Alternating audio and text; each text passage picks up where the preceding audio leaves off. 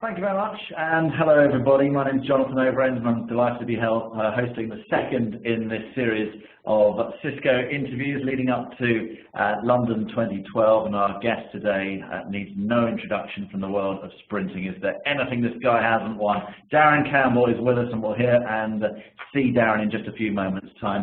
Just to let you know that we're using Cisco WebEx and BT's online event solution for this second interview of the series today. Stay online for the next half an hour or so, and you'll have a chance to be entered into the prize draw for tickets to London 2012 Olympic or Paralympic Games.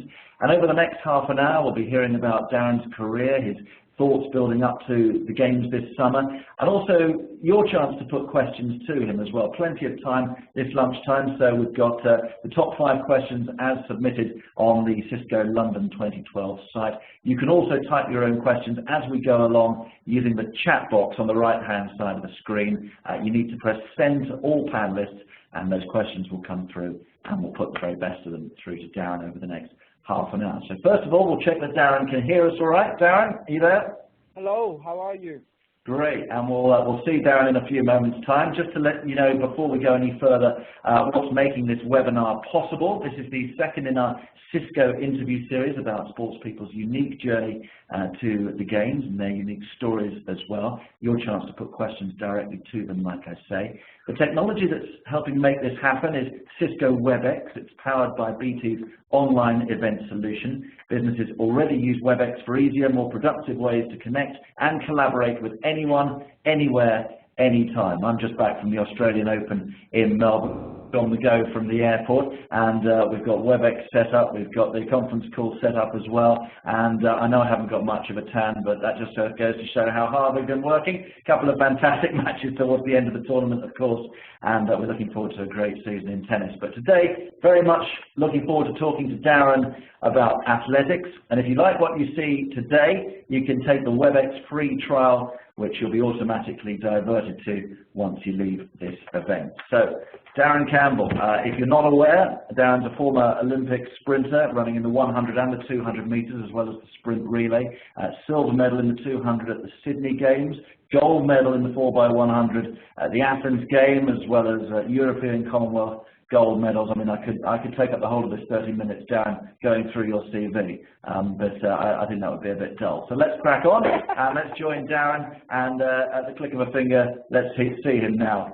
Darren, great to see you, man, and you must be really excited going into Olympic year. You're talking to us not far away from the Olympic Stadium itself. How much buzz is there about the Games coming up? I think everybody's totally excited. It's finally the year of the London 2012 Olympics. We've waited a long time. A lot of people have said maybe we shouldn't have the Olympics and all of those things, but it all doesn't matter anymore because it's, as I say, it's the year of the Olympic Games, and we're here using this fantastic technology, and I think that's what the Olympic Games is all about, seeing fantastic and new, amazing things, and I'm very excited. Like you say, there have been the doubters, but when you're in amongst it, as I was a little while ago, and you're down there in the heart of it in East London at the moment, and the Olympic Stadium, you can probably see it rising in the distance, it gives you a real buzz, doesn't it? And it sort of eliminates those doubts and makes you think this is going to be a great thing for the country. Well, I remember flying back from the World Championships in Daegu, South Korea last year, and as we were approaching Heathrow Airport, we actually flew over the stadium, and I took a photograph because I was so amazed how far forward we are with regards to the stadiums, the Olympic Park, and I think it's at that moment that you realise that this is going to be a once-in-a-lifetime event, and if we totally embrace it and just enjoy it, I think it will be an amazing 3 weeks. And you have experience of, what, 3 Olympic Games as a competitor and others as well, you know, since then. How do you think London will compare? I mean, will it get anywhere close to Sydney, do you think? Well, I think Sydney's the benchmark, don't get me wrong. I was fortunate enough to be in Beijing, commentating with your good self for 5 Live. And that was amazing, but I think the people of Sydney and Australia fully love sport and get sport and understand what sport is all about. And I think that's what's going to make this London Olympics so special. The fact that people are upset that they can't get tickets kind of tells you all you need to know. Everybody wants to be a part of it in some way, shape or form. And that's what's going to make this Olympic Games, I believe, the best ever. And of course the track and field is absolutely central to it. It's what we all love, to get inside the stadium and see the runners and the jumpers and the throwers. And we've got a good team building, haven't we? It's been a successful last few years for Team GB. Are they going to peak at the right time, do you think? Well, I hope so. I think that when you go to the Olympic Games, you are talking about competing against the best in the world. And no Olympic gold medal, silver or bronze is won by luck. It's determination, it's focus, it's drive, and being totally clear of what you have to achieve. And I think the athletes have known about the London 2012, and that adds a few different scenarios in that it will inspire you to train harder than you ever have before, or come the big occasion, people are going to underperform. What I'm hoping is that the British athletes have gradually been improving. They had fantastic performances out in Barcelona at the European Championships. Some great medals were won at the World Championships. And now we've got the Olympic Games. So I'm hoping that the athletes that won medals in Daegu, and as I say, in the European Championships, will step up to that next level and hopefully become Olympic champion. You know, if not Olympic champion, silver, bronze, or make an Olympic final. You know, reality is becoming an Olympian is something very special. And then you've got the next run up the ladder, and that's making it into an Olympic final. And then you've got the next level again, which is winning medals. So I just want to see the athletes go out there and enjoy the occasion and perform to the best of their ability. Don't forget, if you've got any questions for Darren, put them in the chat box and we'll put them straight to you, and we'll get more thoughts down on 2012, I'm sure, as we go along. But we'd love to hear your story as well, as a veteran of 3 Olympic Games and so much more as well. I wanted to ask you first of all about the Sydney experience. You talked about the Games already. That's where you won your silver in the 200 metres. And for many people, that was kind of out of the blue. I mean, we knew you as a great sprinter, but at the time, more 100-metre recognised. Would that be fair to say? Well, first and foremost, less of a veteran. I'm not sure I like that part. Experience. Yeah, experience. No, the going into Sydney Olympics, it was really strange. I did a track and field show quite recently for the BBC where we had Donovan Bailey, former 100-metre Olympic champion, Maurice Green, Atul Bolden, and the question that I was asking them: when did you know that you were going to become Olympic champion? Because going into Sydney, although people really didn't believe that I had the capabilities of winning a medal, I knew going into that season, I knew something special was going to happen. I didn't know that I was going to come out of there with an Olympic silver and just miss out on winning the gold in the 200 metres. But I think it taught me a lot about mindset and going into a season with a positive mindset, believing that anything is possible.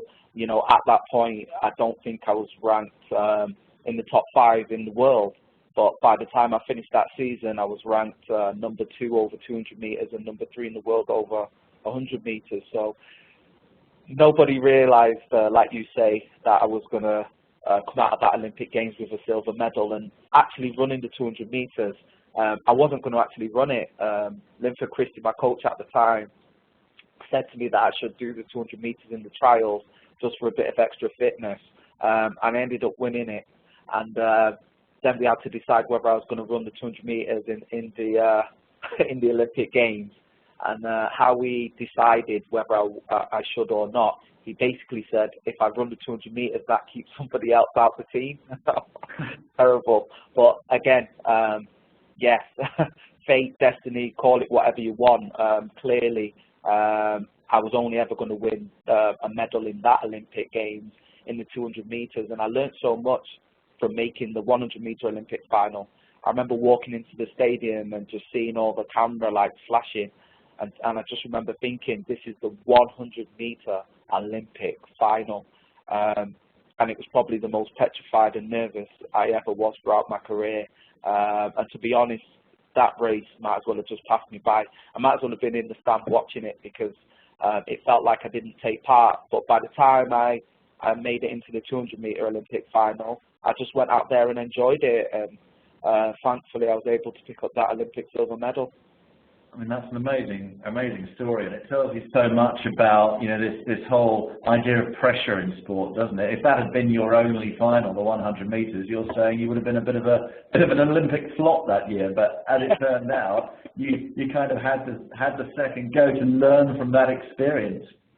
I think that's what top sports people and business people are able to do. You know, reality is, in life you're going to make mistakes, and I always say to young people who I mentor and speak to, don't be afraid to make mistakes. You learn so much through adversity and by making mistakes.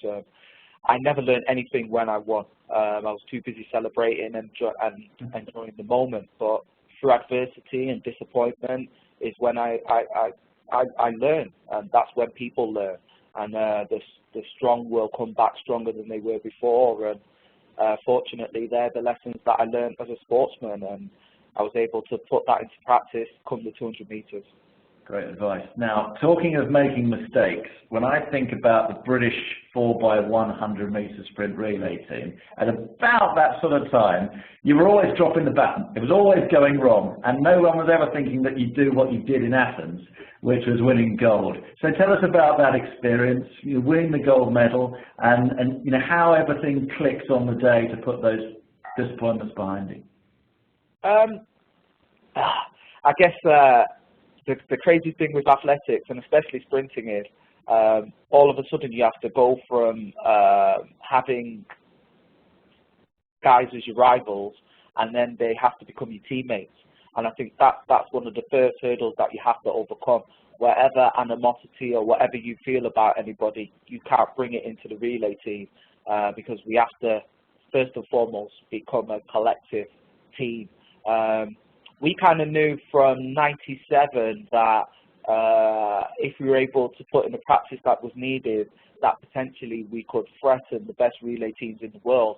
So a lot of people look at 2004 and go, oh, you know, where did that come from? Well, we're actually European 4x100 meter record holders. So people always look at the bad things that have happened, i.e. the baton dropping, but we'd come second in the World Championships on numerous occasions behind the Americans.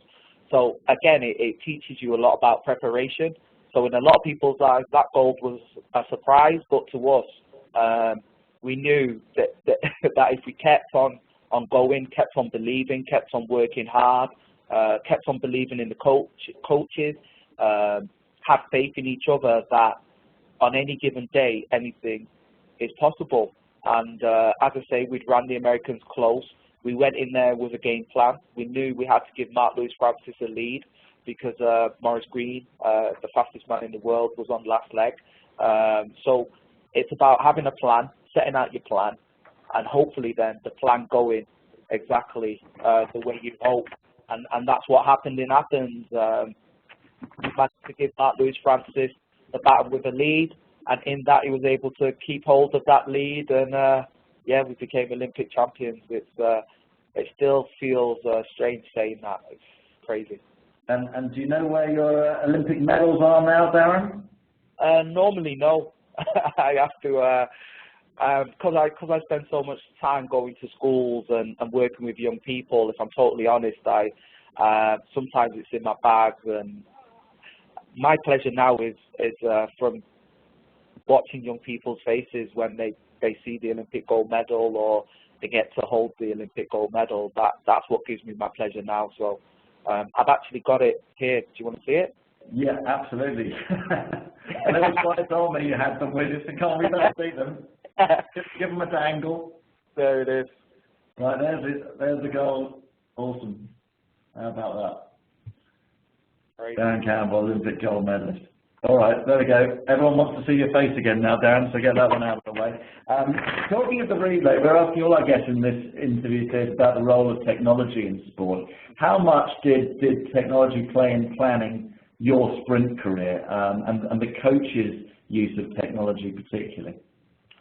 Technology was vital, I guess, for me. When I won my Olympic silver over the 200 meters in 2000, I was fortunate enough to be based at the university in Cardiff, UWIC, and they had force plate platforms. And what I was able to do is work on the force plate platforms to measure the amount of force that I needed to generate out of the block, so I didn't waste any energy. So that's when I first got involved in using technology. And then with regards to the relay, we were able to see how quickly we could exchange the baton, and we were able to measure it, again, which helped us come that final in 2004. Through that technology, we were able to make sure we didn't waste any tenths or hundredths of seconds. And again, you set out with a plan, and through the technology and the understanding, we were able to realize how quickly we could actually exchange the box. And over time, you get the confidence that, you know, under pressure, you'll be able to execute that perfectly. And as I say, we were able to do that. Looking ahead to London 2012, then, who are your picks? I see Akan Azar on the chat box to the right of the screen has asked you this. Who do you fancy for the 100 and 200 metres? Is it Bolt and the rest, or do you see people challenging him? With the 100 meters, the one thing I can tell everybody is 99.9% of sprinters get nervous. Doesn't matter whether you're Usain Bolt, you live for Christie, Darren Campbell, doesn't matter. You get nervous, and when it comes to the Olympic Games, that the nerves that you feel are intensified. I'm going to try and explain when I say nerves. It's a type of nerves where, one, you don't want to go out there and race. Two, you try and pick up the blocks and all of a sudden they feel like they weigh 100 kilograms. That's the type of nerves that we're talking about. We're talking about being stood on the line and it feels like your heart's going to leave your chest. So first and foremost, you've got to be able to deal with the nerves. So then that brings you down to experience. Who are the people in that potentially who will make that 100-meter Olympic final who have got the experience?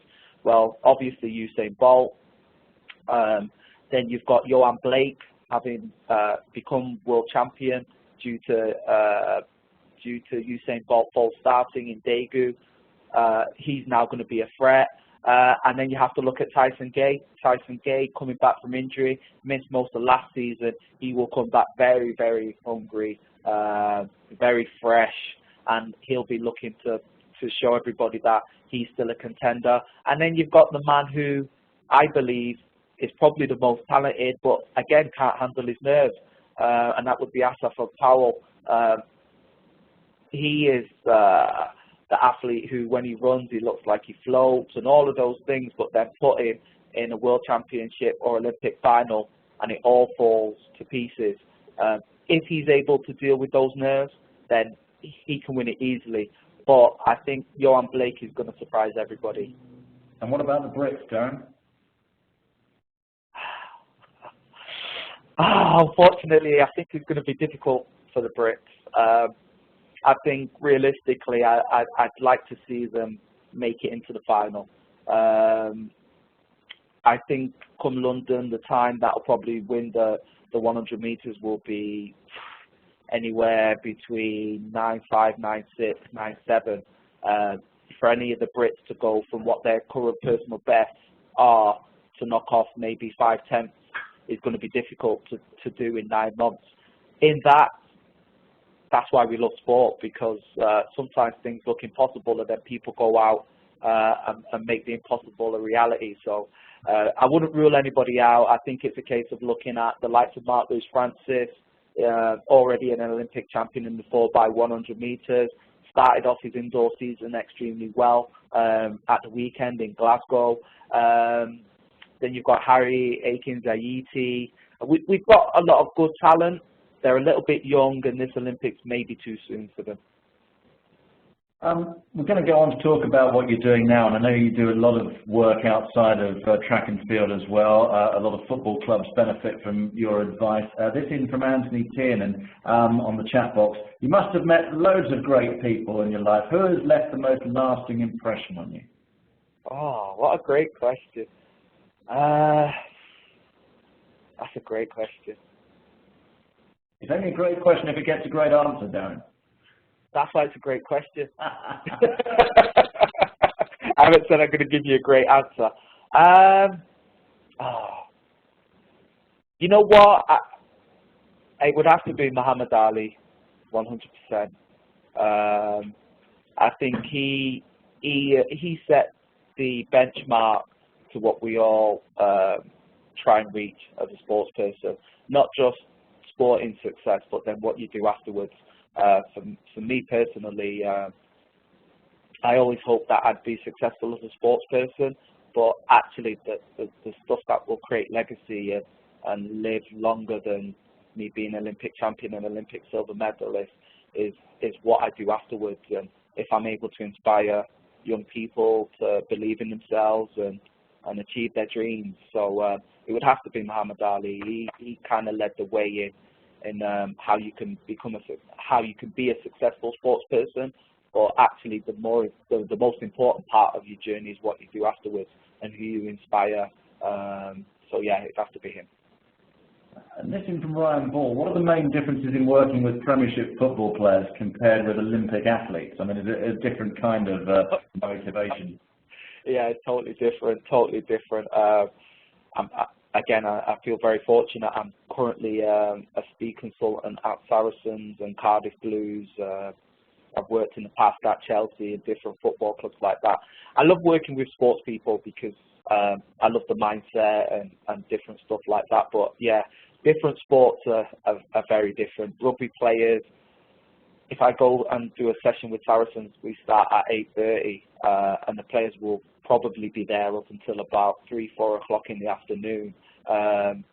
Football clubs, they start about maybe 10 o'clock and can be finished by 12 o'clock. It's horses for courses. Obviously, the impact of rugby is totally different, so there's a lot more to work on and develop. I think I sound like I'm sitting on the fence. Do you think I'm sitting on the fence? No, I think it's another of your great answers. Yeah, no. But I love the way you're painting the picture of the Premiership footballers only doing 2 hours work a day for all their money. Yeah, but what I was going to say is that the one thing I'll say about football that I've seen over the last few years is that the football players are because they're becoming more athletic, then the type of work that they do doesn't stop anymore at the training ground. So a lot of players will do the session at the club, but then also do extra sessions. And I think that's where I've seen the football mentality change. The levels of nutrition, again, I've seen that change. So gone are the days where footballers literally just did that 2 hours and that be it. It's not really that way anymore. And that's one thing I will say. They are slowly but surely catching up with the other sports. Because you used to play a bit yourself, didn't you, Darren? Ever wonder what would have happened if your career had taken a slightly different direction? Well, I know for a fact I won't be Olympic champion.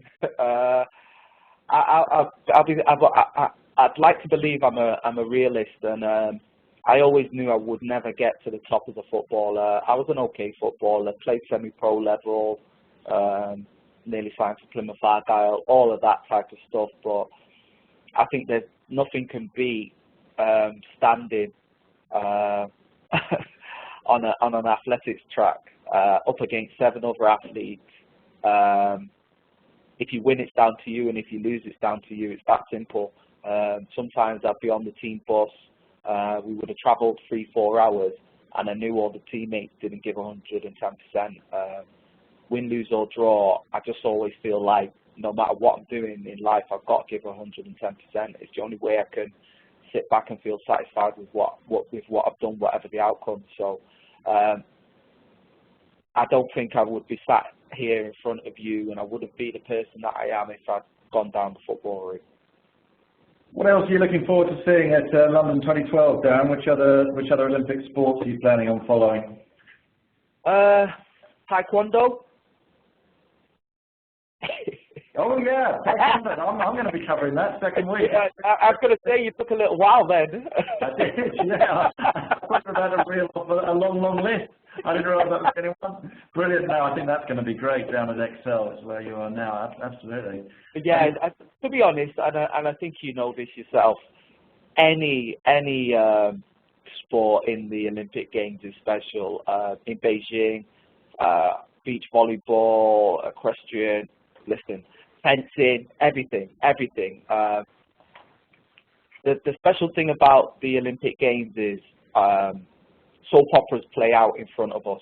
It's kind of like watching EastEnders or Coronation Street, but these are real life soap operas, and they'll play out over 3 weeks, and there'll be lots of laughter, lots of tears, lots of disappointment, lots of joy. But the one thing we know about the Olympic Games is it's all real. It's not make-believe. There'll be some amazing stories, and I think that's what we all love, and it keeps us all motivated hearing fantastic stories, because it gives us all hope and belief that it's not over for us yet. Brilliant. Well, we're almost going to wrap up, Dan. Before we do, the top questions as voted for on the Cisco London 2012 site. Just give us brief answers on these if you would. There's some good questions here. Do you think London 2012 will deliver real opportunities for young people? Asked Steve Palmer. It has to. Reality is it has to. I made a statement a couple of weeks ago, which was picked up by a national newspaper. If we don't want to see scenes like we saw last year with regards to the riots, we've got to inspire that generation that has missed out.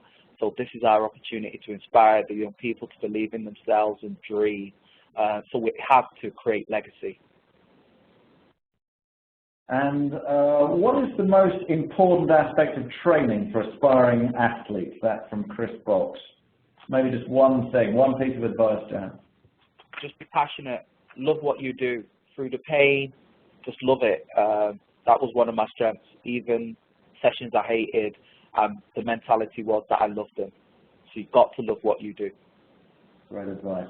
And this from Richard Ellis, who asks, do you think that the Olympics are overshadowing other major sporting events taking place in this country this year, such as, well, he says such as the European Figure Skating Championships, which took place in Sheffield in January?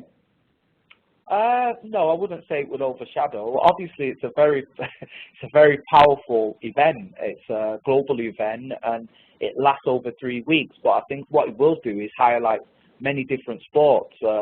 I like a bit of figure skating, and I think the fact that we got dancing on ice and stuff, those people that love figure skating and stuff like that will always know about it and always watch it. What the Olympic Games does is highlight sports. Yes, everybody will watch the 100 meters, etc., but they'll also watch handball and all the other sports, judo, that don't ever get any publicity, synchronized swimming.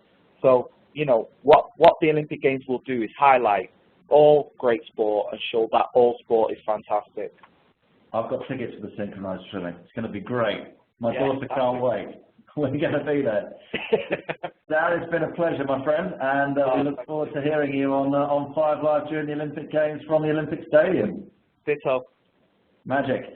So thanks very much to Darren, and thank you to you as well for being with us today for the second in our series of Cisco Olympic interviews building up to London 2012. Before we go, we do need to select the winner, though, of the Olympic or Paralympic tickets. You still need to be on the call to win, so listen up. Darren, maybe you could pick a number at random for us? The number I'm going to pick is number 9, because it's my favourite number. Number 9, all right, brilliant. He would have been a centre forward if he had gone down the professional football route. So if you're caller number 9, you'll find out any minute now, and we'll let you know, and you'll be off the games in the summer. So well done to you. So thanks again, everyone, for attending today. You'll get a follow-up email as well with a link to the recording on the London Cisco 2012 site. You'll also automatically be directed to a short 5-question survey. It'd be much appreciated if you could fill this in. Let us know what you thought about it, what's good and what's not, to find out your opinion. You may also want to explore the Cisco London 2012 site and find out much more about other athletes preparing for London 2012. And now that can be found on the play section of www.cisco.co.uk/London 2012. That winner, by the way, is Anthony Impey. Anthony Impey. Well done, Anthony. Thanks for being with us today, and you're off to see something special in the summer. So thanks again for your company. We'll be back with another of these interviews on March the 11th, I think it is, March the 12th. Actually, Liam Tancock is going to be our special guest for that one. So for now, thank you for being with us, and do explore the site, and we'll be back with you again sometime soon.